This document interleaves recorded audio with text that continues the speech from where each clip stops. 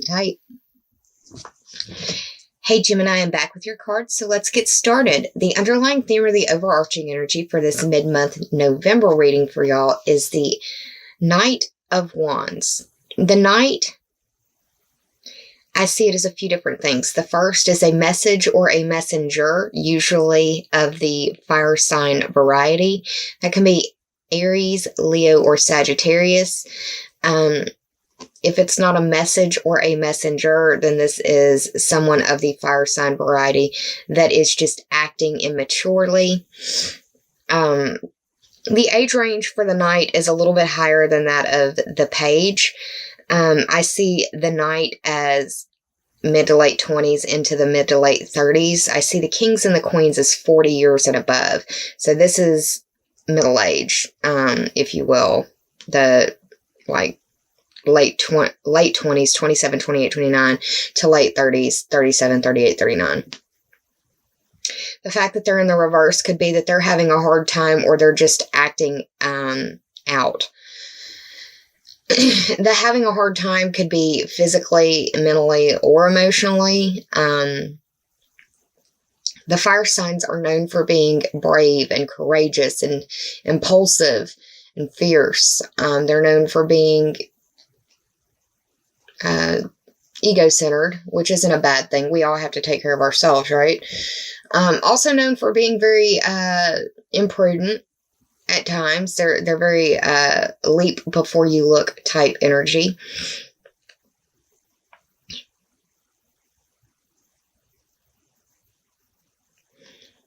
It could be that you are feeling like the Knight of Wands, or you are dealing with somebody of the Knight of Wands energy in reverse. Now, they're going to come from a subjective point of view, not an objective point of view. It's going to be a very personalized view of the world. And possibly self-centered, possibly only thinking about themselves. And it may be that the situation in their world requires them to be more self-centered. So be understanding, Gemini.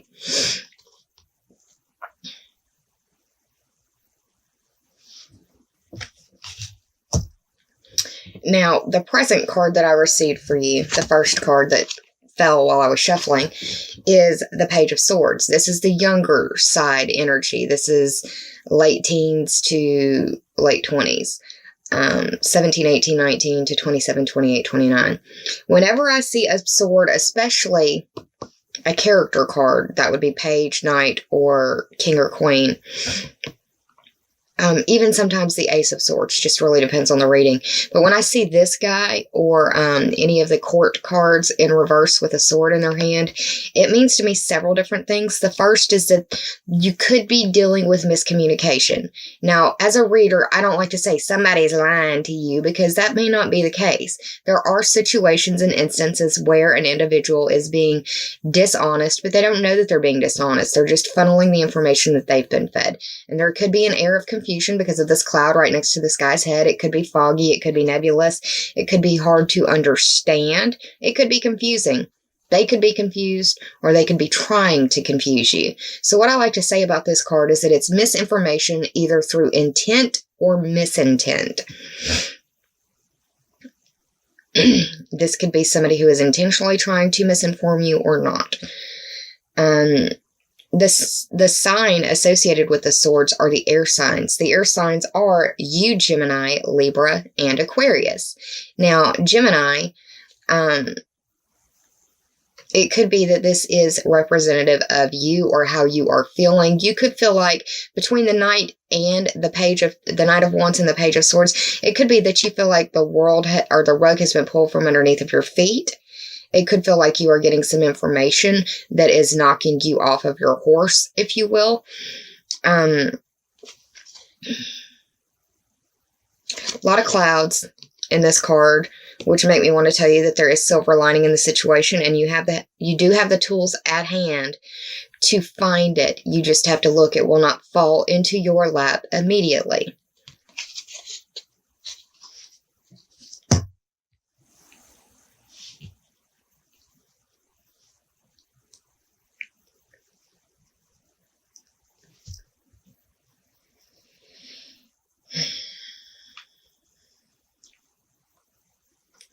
The second card that you received, which is representative of the past, is the Five of Cups. And this is a grief card for me. All in black.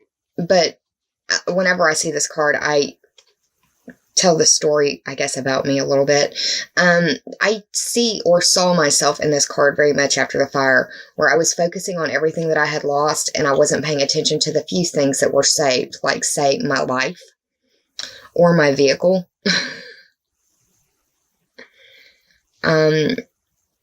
You could be crying over spilled milk.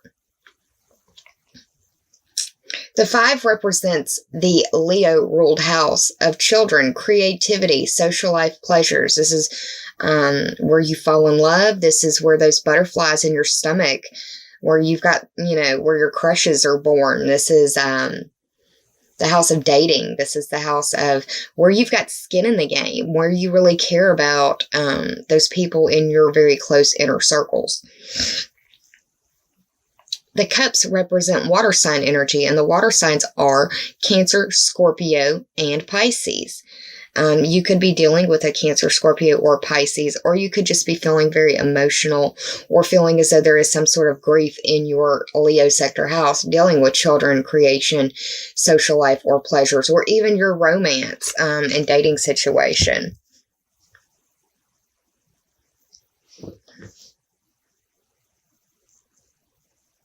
That's the past situation. The third card, this is the obstacle, which is kind of weird because this is a good card. This is a karma card. This is childhood. This is happy childhood. This is happy memories and nostalgia. It's also having enough to share without needing to be concerned about yourself. You have enough for yourself and to share with others around you. Another Cups card. Cancer, Scorpio, and Pisces could be involved, or it could just be emotional relationship type energy. This is the 6th card of the Cup suit. The 6 represents the Virgo-ruled house of work and health, or the competency and skills that you bring to the services that you provide. The obstacle may be that you have a really good work relationship with someone, and people talk. If there's too much good chemistry going on, people talk. And this is really one way that I'm seeing it play out, is that it may be an attraction that you're trying to hide as well because of the Page and the Wand. The Page and the Knight of Wands being in reverse. Everything else is upright. It may be something that you're trying to keep undercover. But there's like a genuine affection between these two people. I feel like it involves at least a fire sign. I want to say an Aries because of this red hood right here, because red represents fire signs for me, and the head is ruled by Aries. So it may involve an Aries. It may involve an Aries with the head. It may involve an Aries with problems like health issues in the head. That could speak to me because I've got PTSD issues and I am an Aries sun. You see how this stuff kind of plays out? There's a lot of flowers in this card as well. I don't know why I'm getting this, but it feels like it could be that with this grief card right here and the 3 being the obstacle, it could be that you're having to say goodbye to someone or something or some situation in work or health. And I'm only relaying that because the grief card is here. The minor arcana grief card is here.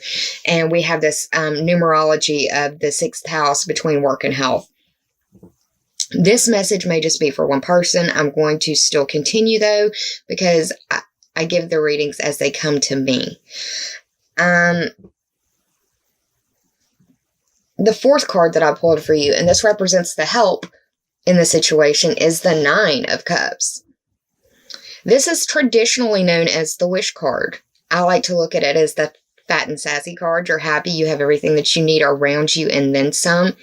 You don't necessarily need any more, but it'd be nice to have that last one to make the full set, right? It's the wish card. It's the fulfillment. It's being fully fulfilled. And I can't help but notice another red hat right here. It's like it's dealing with an Aries in the head some way.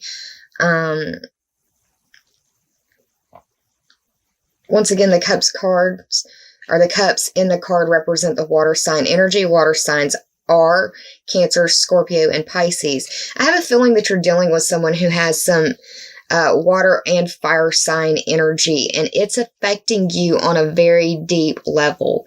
I know of one individual in my world right now that this very much speaks to. And people who have viewed my channel for a few months now actually may have seen a video that I put up about her. I have since taken it down. I'm not going to give any more details about it because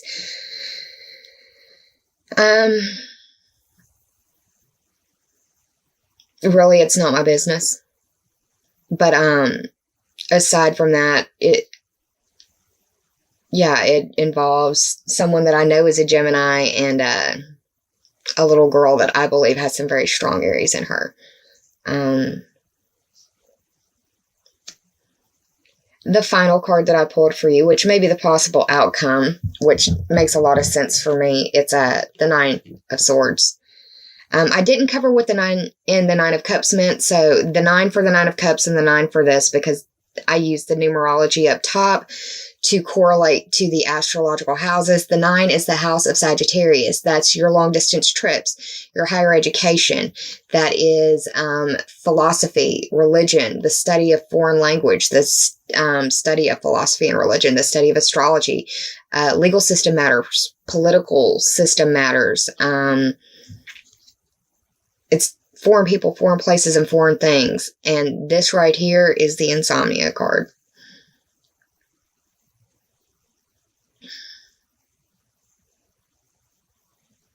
The swords represent air sign, the air signs, but it's like mental faculties. It's in your head. It's being in your head and not being able to sleep is what this card represents to me.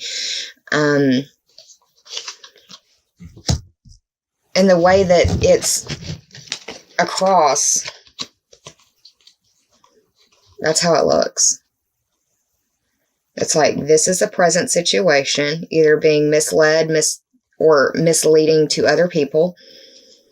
The past is this 5 of Cups. And then the possible outcome is this 9 of Swords. So it's like you're flanked on either side by worry, sadness, anxiety. If it's not you, it's somebody close to you that you're concerned with or care about deeply.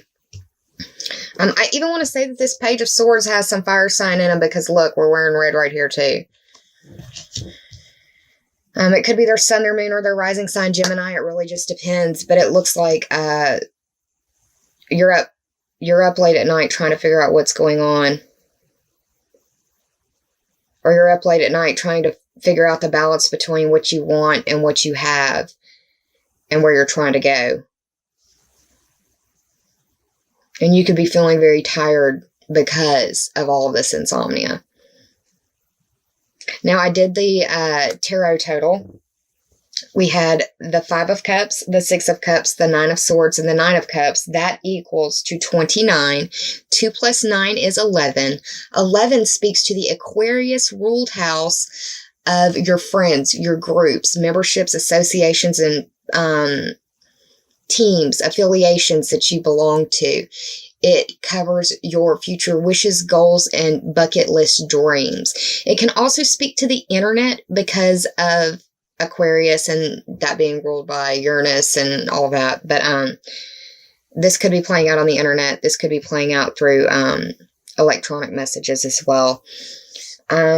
We've got Mars going into Aquarius, which is your 9th house, and you've got 2 9 cards up here. Mars is a planet of energy, impulse, and aggression, and passion as well. Moving into the 9th house. On the 9th. Are you kidding me? Yeah, there's a lot of synchronicity in this spread right here. It could be involving somebody who has a lot of Aquarius energy in them. It could be dealing with someone who's in a friend group. This can be somebody online or in real life friends. This can be somebody in the groups, memberships, associations, teams that you may belong to. yeah, that's what's playing out for you very strongly in this tarot portion of the reading. Let's go ahead and switch over to the oracle cards now, which also are very synchronistic in the numerology. Just give me a second. So what we've got for the first card is the Pearl Threaded. I have never had this card fall for me in a video reading. Let me pull closer. Look at the colors in that card. It doesn't look very impressive, but I mean, up close it looks way cooler. The Pearl Threaded. This is the 38th card. 3 plus 8 is 11, y'all. Friends, groups, future wishes, goals, dreams. Bucket lists. I wonder how difficult it is to actually thread a pearl. I've never had to do that before, but I mean, I've got shaky hands to begin with, so I probably wouldn't be that good at it.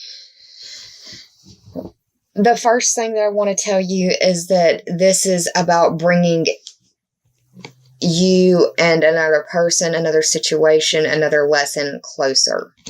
Like a strand of pearls being stranded together. It's a single pearl. But how many singular pearls make up that threaded strand of pearls for the necklace, for the bracelet, whatever it is?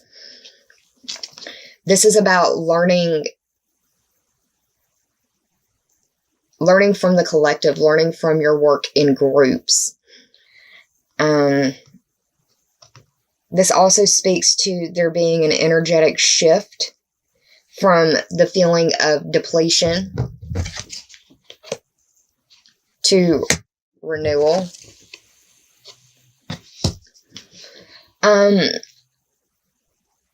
It's a time for honoring your growth in all things. And it's also a time for honoring your transformation.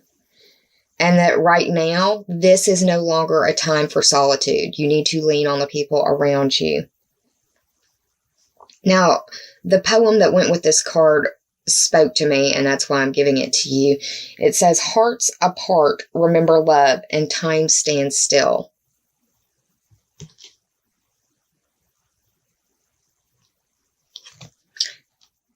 The Pearl Threaded. The second card that you received is the Dance of the Planets. Check your sun, your moon, and your rising sign for the placements for your other major energetic areas of life. But yeah, for you, this is the 12th house. That's the house of secrets and dreams and repression and self-limitation. But this is the 56th card of this 70 card deck for the Journey of Love. 5 plus 6 is 11. Once again, the Aquarius ruled house of your friends, your groups, your associations, your teams that you belong to, the future wishes, goals, and dreams that you have on your bucket list. Dance of the Planets is pretty self-explanatory. There's a lot going on in the cosmic energetic world. And that forces that are larger than yourself are at play here, meaning that you can will it away or want to will it away, but you just aren't strong enough to move the planets. This planetary dance that is occurring on top of you and through your world is impacting your destiny, and it's for your growth. It's to make you be a better human being. You need to have trust in divine timing and in the divine order of things. You need to also trust, acknowledge and believe, and then trust in the synchronicities or the coincidences or the happenstances that are occurring in your world right now. They're trying to get your attention for a bigger message. Pay attention to the timing and the rhythm of your life right now. Because big shifts are coming thanks to planetary energy. And right now is a really good time for you to just ride the cosmic wave and embrace the serenity prayer. Also, pray for grace. Pray for grace during these shifts, during these changes.